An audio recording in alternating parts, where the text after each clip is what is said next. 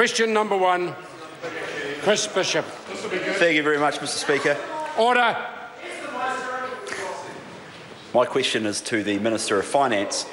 What reports has he received on the outlook for the New Zealand economy? Order. Order. The Honourable Bill English.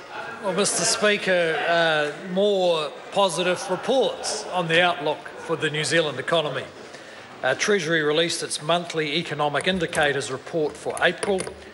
It says that economic growth looks set to continue over the first half of 2015, supported by business and consumer confidence and elevated levels of investment and hiring intentions, despite recent easing of those measures.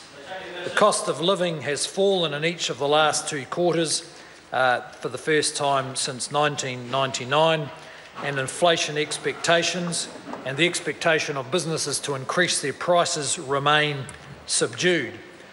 With no sign of emerging inflation or interest rate pressure, which might normally be expected when an economy is growing at 3%, the economy is exhibiting capacity for further sustainable growth.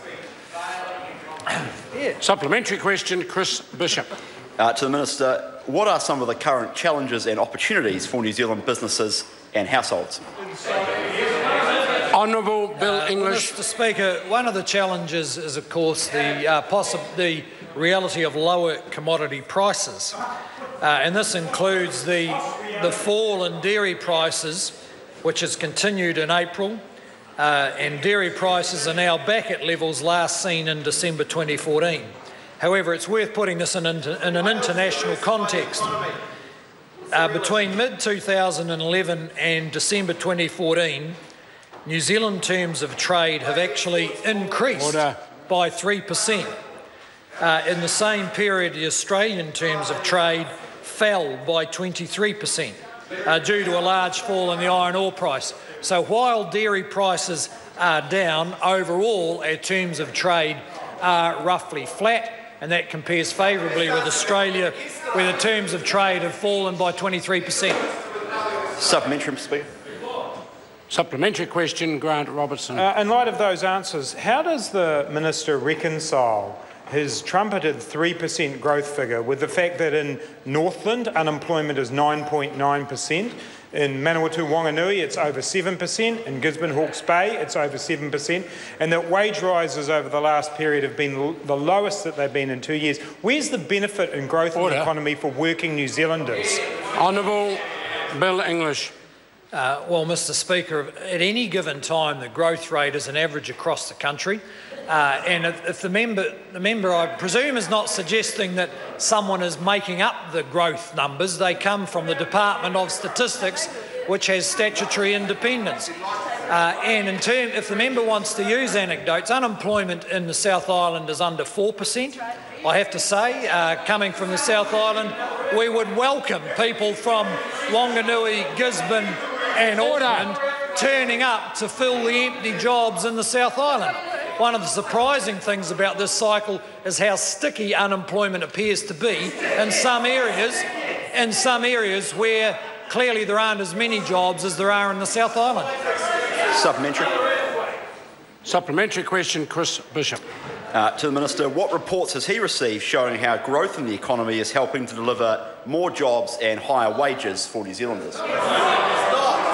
Honourable Bill English. Well, Mr Speaker, labour market statistics released today show that 16,000 more people were employed in the March quarter, meaning that in the year to March, 74,000 jobs were added to the economy. Labour force participation is now at an all-time high of 69.6%, and New Zealand has the fourth highest employment rate in the OECD. That is the fourth highest proportion of the working age population actually in work. Average wages increased by 2% over the same period, well ahead of inflation of 0.1%. Supplementary, Mr Speaker. Supplementary question, Chris Bishop. What were the main drivers of employment growth over the last year? Honourable Bill English. Mr Speaker, Employment growth has been reasonably broad-based. Construction added 23,000 additional jobs. Order. Retail, accommodation and food services added 14,000 jobs. And we know that Labor's manufacturing crisis continues because they added 16,000 jobs in the manufacturing sector in the last year.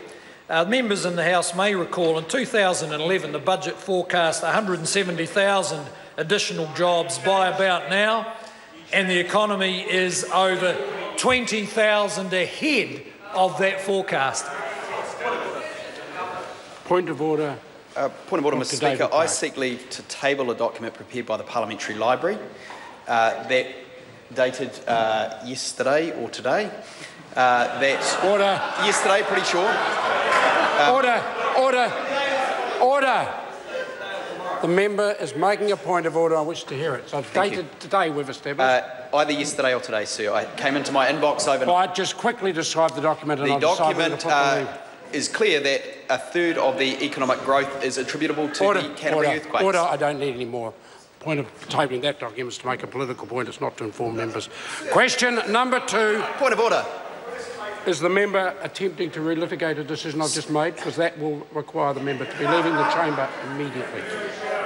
Sir, Question number 2, Andrew Little.